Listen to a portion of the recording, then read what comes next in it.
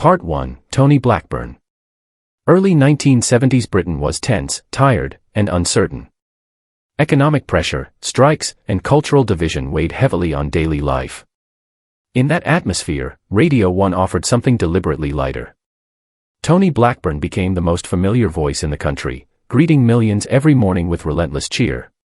His tone was bright, friendly, and uncomplicated. For the general public, he was comfort through routine. For critics, he was something else entirely. To the intellectual press and the emerging counterculture, Tony Blackburn symbolized empty entertainment. He talked constantly, yet seemed to say nothing of substance. Writers portrayed him as a man powered by sugar and sunshine, endlessly upbeat while the country struggled. His optimism felt artificial, even insulting, to those who believed popular culture should reflect social reality. Music journalists, especially those aligned with serious rock and political commentary, treated him as proof that mass media rewarded noise over thought. That perception hardened when Tony tried to reinvent himself as a pop singer.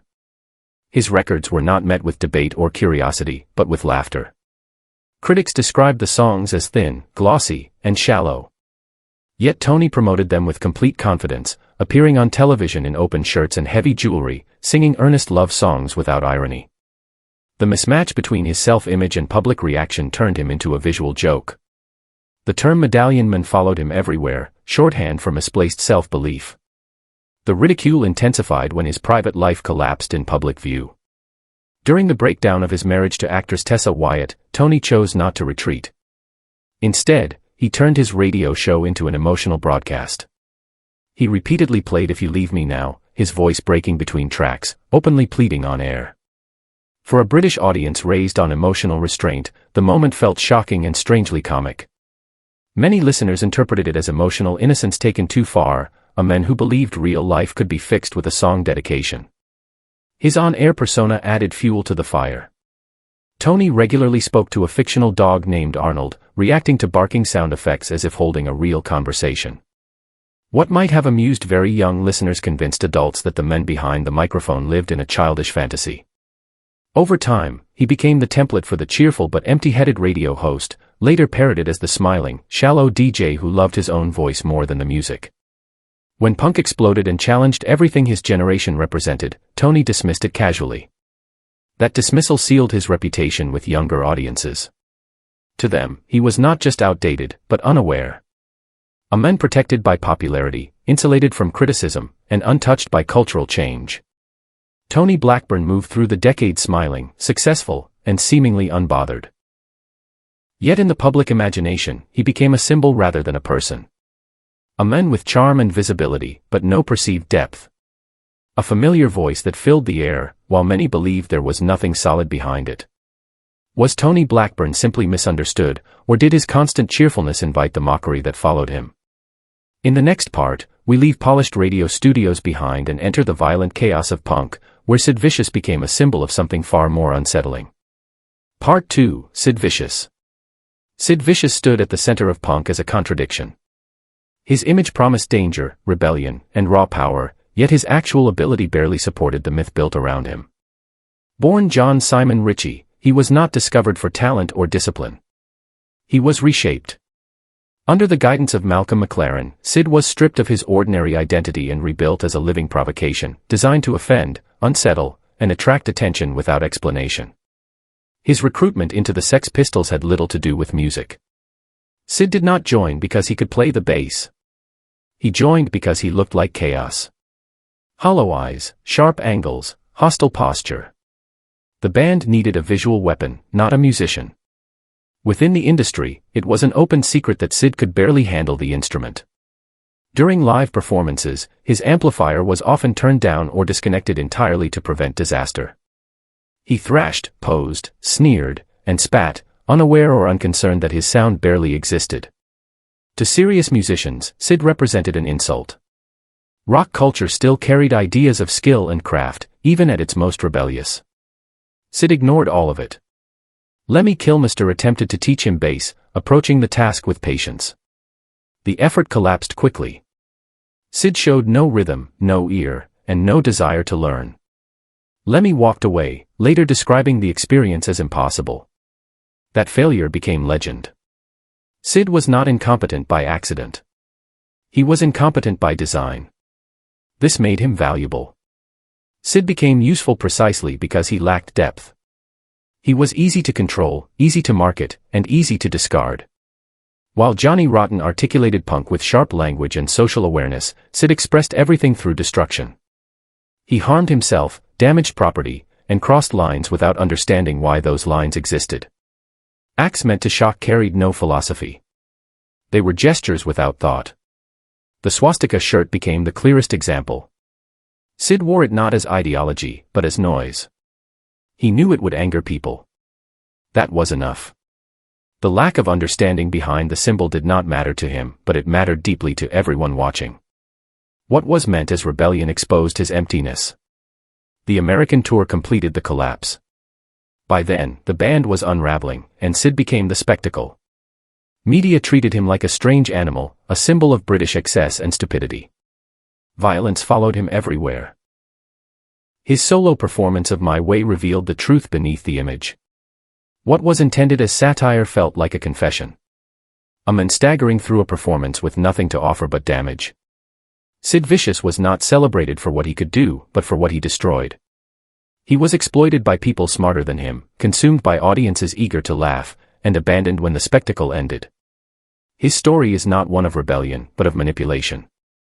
A symbol manufactured to burn fast, leave ruins behind, and disappear before anyone asked what was missing inside. Was Sid Vicious ever in control of his own image, or was he shaped entirely by those who needed him to fail? Next, we move from punk chaos to television comedy, where playing the fool became a lifelong prison. Part 3, Paul Henry. In 70s Britain, no television character carried the stigma of stupidity more effectively than Benny Hawkins from Crossroads. The soap itself was treated with open contempt. Critics mocked its shaky sets, rushed production, and sentimental tone. Watching Crossroads became an ironic habit, something people claimed to laugh at rather than enjoy. At the center of that ridicule stood Benny, the gentle handyman who never quite understood what was happening around him. Benny Hawkins was written as kind, loyal, and harmless, but intellectually slow. Paul Henry played him with such conviction that the performance erased the boundary between fiction and reality. What began as a character became a cultural label. The name Benny stopped being a name. It became an insult. To call someone a Benny was to say they were foolish, clueless, or socially incapable. An acting success quietly turned into a social curse. Outside the studio, Paul Henry paid the price. Strangers spoke to him slowly and loudly, as if volume could replace intelligence. People assumed he needed help with simple tasks. Some treated him with forced kindness, others with open mockery. Few addressed him as a professional actor.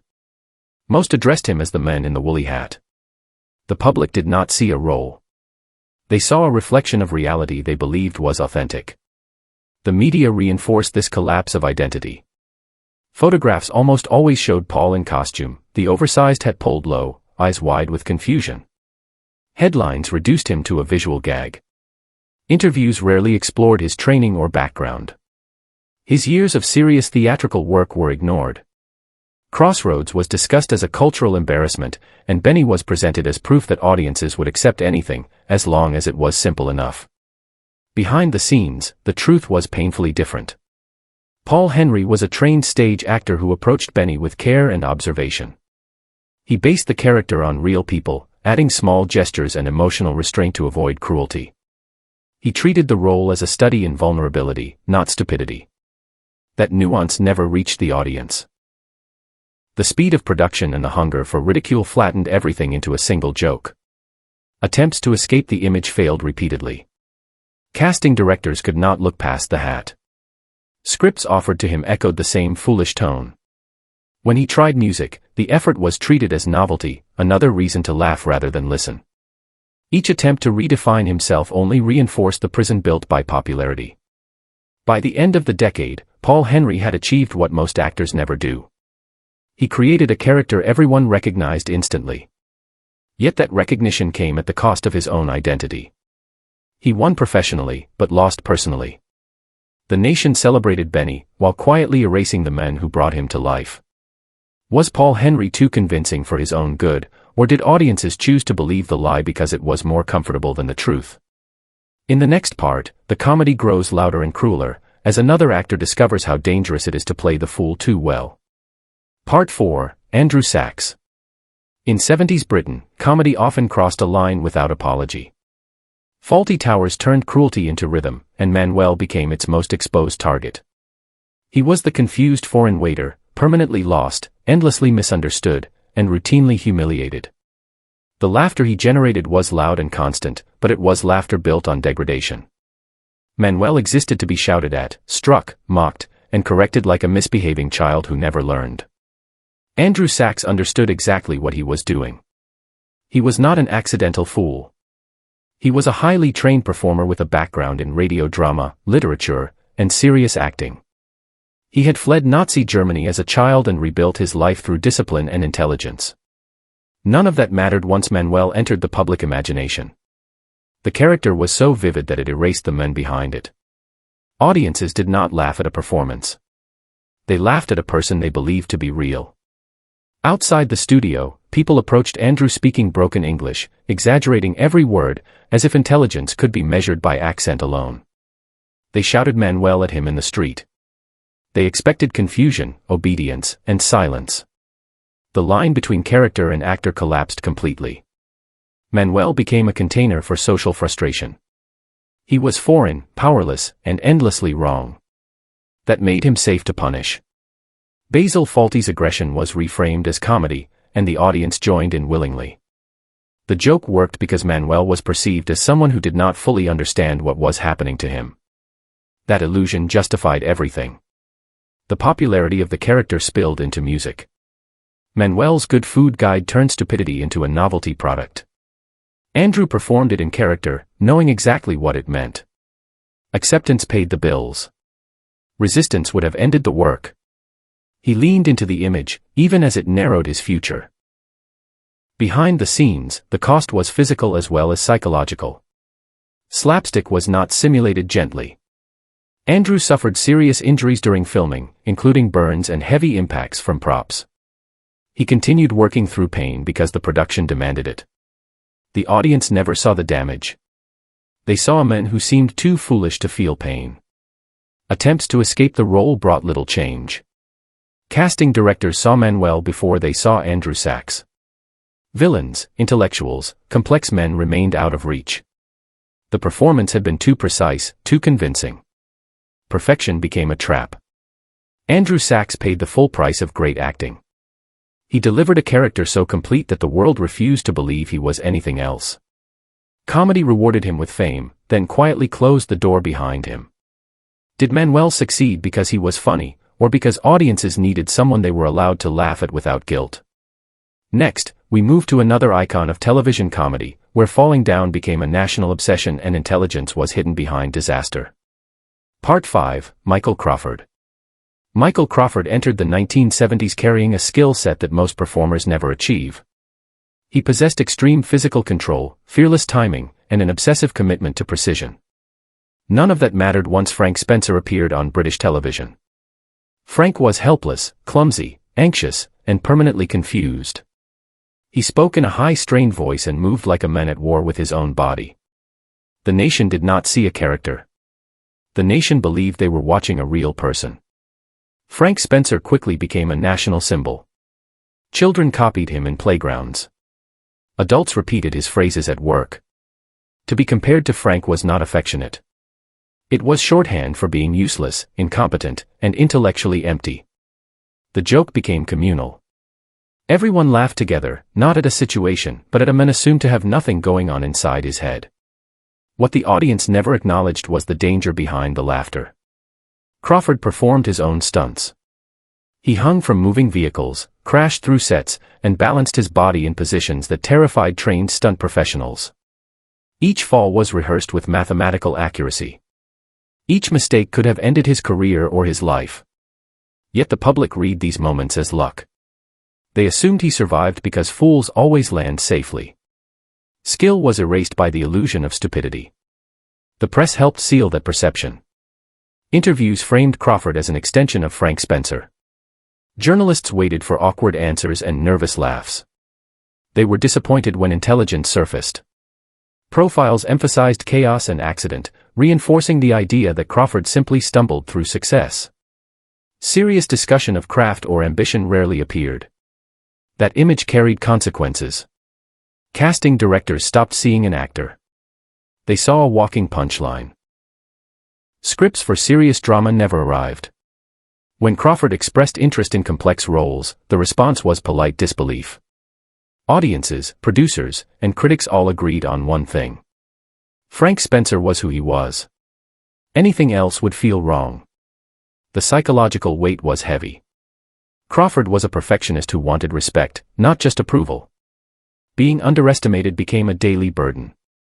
Praise for laughter felt hollow when it came packaged with dismissal. He smiled through it because the work demanded it. Survival required obedience to the image. Behind the scenes, Crawford endured quietly. He trained relentlessly, protected his voice, and waited. He understood that escaping a beloved fool required patience measured in years, not seasons. The intelligence people denied him became the tool that eventually saved him. Michael Crawford survived the decade by pretending not to be himself. He gave the public what it wanted while hiding everything that mattered. His success proved a brutal truth of entertainment. Sometimes the safest way to stay employed is to convince the world you are less than you are. Was Frank Spencer a mirror of national insecurity, or did the audience simply enjoy laughing at someone they believed was beneath them? Next, the story moves from clumsy innocence to deliberate foolishness, where popularity came from selling confusion as desire. Part 6, Robin Asquith. By the mid-1970s, British cinema was struggling to survive. Budgets shrank, audiences drifted away, and prestige projects collapsed one by one. Into that vacuum stepped the Confessions series, films designed to be broad, cheeky, and easily marketable. They did not aim for elegance or depth. They aimed for quick laughs and reliable ticket sales. At the center of it all stood Robin Asquith. His character, Timmy Leah, was built as a walking misunderstanding. Cheerful, wide-eyed, and permanently confused, Timmy moved through situations driven by impulse rather than thought. He reacted instead of acting. Things happened to him, usually because he lacked the sense to avoid them. The humor depended on his mental simplicity.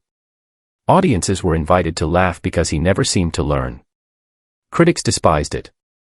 To them, the Confessions film symbolized cultural collapse. They dismissed Asquith as a performer who succeeded not through ability, but through shamelessness. Reviews framed him as a grinning fool who stumbled into success while better actors starved for work. The contempt was public and relentless. Yet the films kept selling. In a failing industry, they became financial lifelines. That success erased the line between actor and role.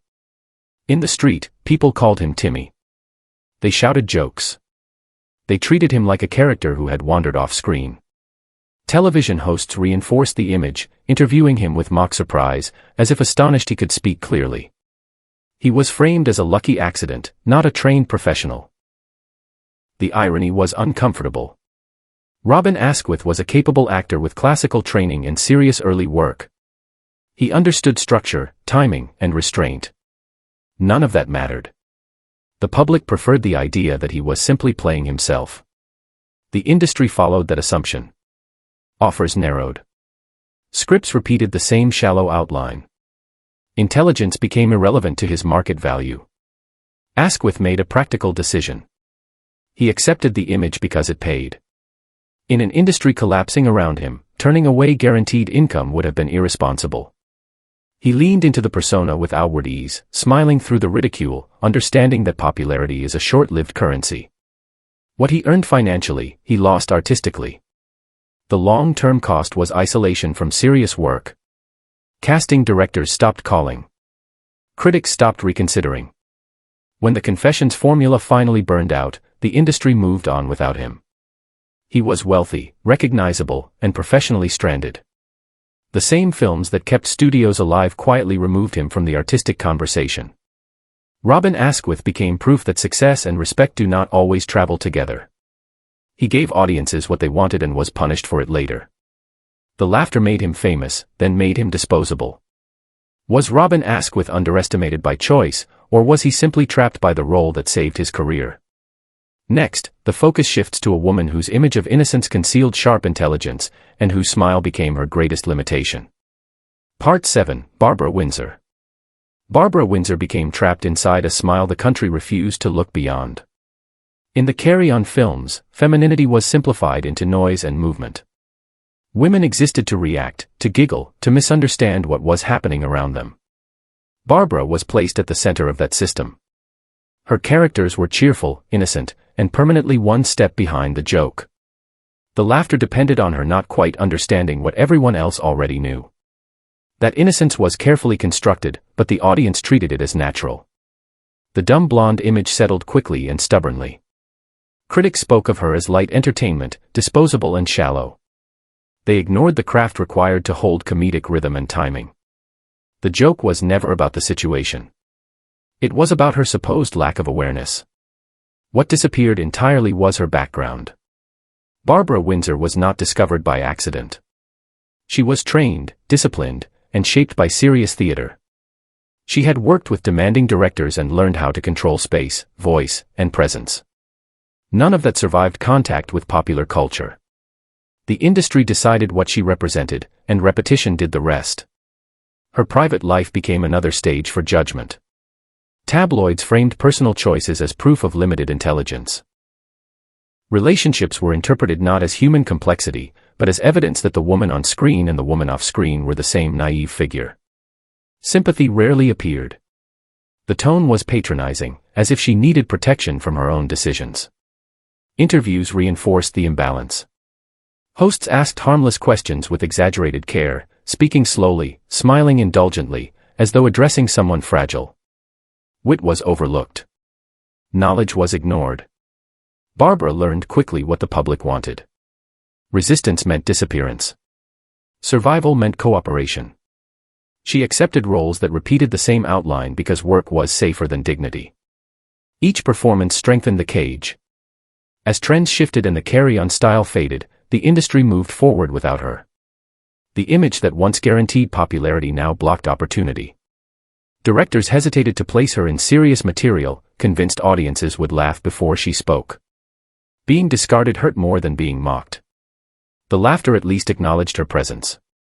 Silence suggested she had nothing left to offer. For years, she carried a reputation that was never hers, waiting for a chance to be seen differently.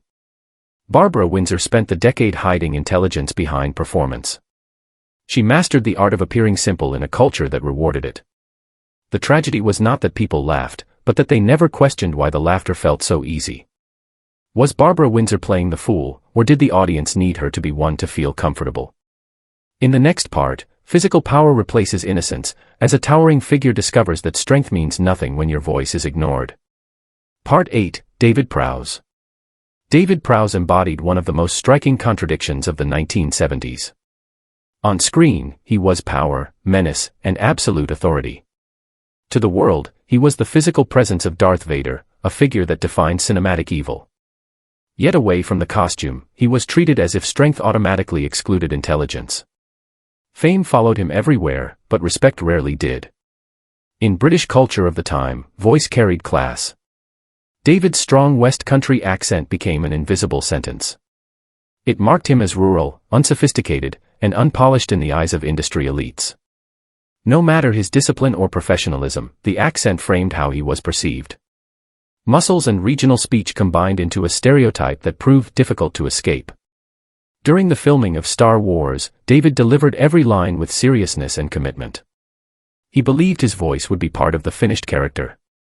The decision to replace it was made quietly and without his knowledge. When the film premiered, he learned the truth in the cinema like everyone else. The message was unmistakable. His body was valuable. His voice was not. The most iconic villain in film history spoke through someone else. That humiliation extended beyond a single role. On later productions, including the sequel, David was deliberately excluded from major plot information. Filmmakers feared he could not be trusted with secrets. The assumption was not based on behavior, but on prejudice. He was kept in the dark because others decided he lacked the awareness to protect the story. Silence was imposed from above. In Britain, his public identity leaned heavily on the Green Cross Codemen, a character created to teach children how to cross the road safely. The role saved lives, yet it reduced him symbolically. A towering adult explaining basic rules to children became a source of mockery. Comedians and columnists treated the image as proof that he belonged in simplified spaces, not serious drama. The press reinforced the narrative with patronizing language. David was described as gentle, obedient, and uncomplicated. Rarely was he asked about art, politics, or ambition. His physicality became the whole story. In an industry shaped by class, appearance outweighed substance. Looking like a laborer meant thinking like one, at least in the imagination of cultural gatekeepers. David Prowse spent the decade hidden inside masks, costumes, and campaigns that stripped away his individuality. He was visible everywhere, yet personally erased. His fame depended on silence. The louder the character became, the quieter he was expected to remain. His story exposes an uncomfortable truth. In entertainment, power does not guarantee voice. Sometimes it removes it. David Prowse became an icon, but not on his own terms. He stood at the center of popular culture while being treated as intellectually absent, a presence designed to be seen and never fully heard. Was David Prowse denied a voice because of who he was, or because the industry needed him to remain silent?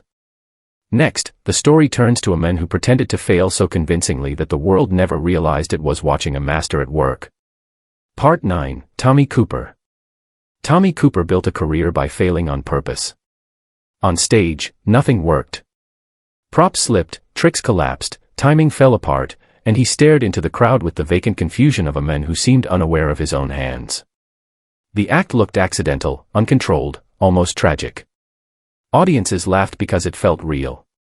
They believed they were watching a grown man who simply could not get things right. That belief became the problem. The public did not see a crafted routine. They saw a man they assumed was genuinely dim. His disasters were interpreted as truth rather than performance. Viewers shouted advice from their seats, treating him like a large child who needed help. The laughter was affectionate, but it was also dismissive.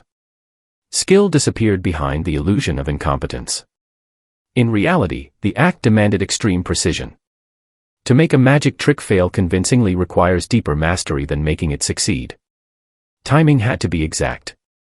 Mistakes had to look spontaneous while remaining safe. Cooper was a respected member of the magic circle, trusted by professionals who understood how difficult his work actually was. That respect rarely crossed into public awareness. Fame intensified the isolation. Off stage, people expected clumsiness to continue. They waited for him to drop plates in restaurants or trip in shops. The character followed him everywhere. Conversations were framed around jokes, not ideas. Serious discussion felt unwelcome. The more he succeeded, the smaller the space became for the men behind the fez. Alcohol became part of the image, and the image made it easier to ignore the warning signs. Slurred speech and unsteady movement were treated as extensions of the act. Concern was replaced by laughter. The line between character and collapse blurred until neither the audience nor those around him knew where one ended and the other began. Inside, the contradiction grew heavier. Cooper wanted admiration for his craft, not just applause for failure. He understood that people paid to see him embarrass himself. That knowledge created a quiet conflict. Each laugh confirmed success while deepening invisibility. He had become a genius applauded for pretending not to be one. Loneliness followed fame closely. The stage offered validation, but not understanding. When the lights went down, the mask stayed on. The world preferred him confused, clumsy, and harmless. Intelligence threatened the comfort of the joke. Tommy Cooper spent his life proving that brilliance can hide in plain sight. He convinced an entire nation that he was a fool, and they never questioned it. The act worked too well. He was celebrated everywhere and understood almost nowhere. Did Tommy Cooper choose to disappear behind his character, or did the audience refuse to let him be anything else? Next, we meet a towering figure whose size invited laughter, while his intellect remained invisible behind a familiar grin. Part 10, Bernard Bresslaw. Bernard Bresslaw entered the public imagination as a shape before he was seen as a person. Tall, broad, and physically imposing, he fit perfectly into a British comedy tradition that reduced large men to harmless fools. In the Carry On films, size meant simplicity. The bigger the body, the smaller the mind was assumed to be. Bresslaw became the clearest example of that belief. His roles followed a rigid pattern. He played gentle giants who struggled to understand basic situations, men easily confused by wordplay and authority, characters designed to be outsmarted by smaller, sharper figures. The humor relied on contrast. Laughter came from watching a powerful body paired with a childish mind. Repetition cemented the image. Audiences stopped seeing variation. They saw expectation fulfilled again and again. What remained invisible was the men beneath the performance. Bernard Bresslaw was highly educated, intellectually curious, and deeply serious about acting. Off-set, he read philosophy, studied literature, and spoke thoughtfully about history and theater. He carried an admiration for Shakespeare and longed to explore complex roles that demanded emotional and psychological range. None of that aligned with the image the industry needed from him. Carry on simplified humanity into broad strokes. Subtlety was unnecessary. Nuance slowed the joke. Bresslaw understood the trade. He accepted humiliation disguised as comedy because it provided stability. Dressing in absurd costumes, stumbling through scenes, and playing ignorance for laughs became routine. Each performance paid the bills and quietly erased another layer of possibility. The press treated him as a mascot rather than an artist. Interviews focused on his size, his clumsiness, and his willingness to play the fool.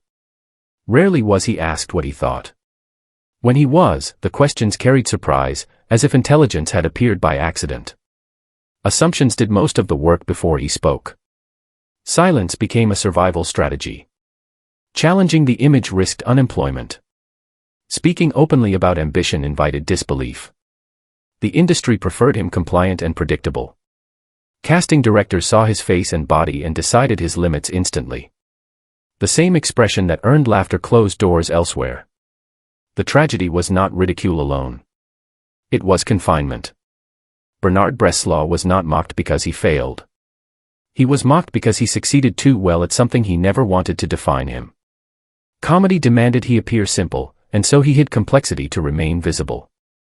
His story exposes a quiet cruelty in entertainment. Appearance can become destiny. The audience laughs, the industry profits, and the individual disappears behind a silhouette that never changes.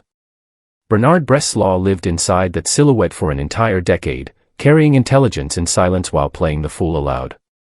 Was Bernard Bresslaw remembered for who he truly was, or only for the shape he was forced to inhabit? This ends our journey through the decade, but the question remains whether the laughter revealed truth, or merely hid it in plain sight.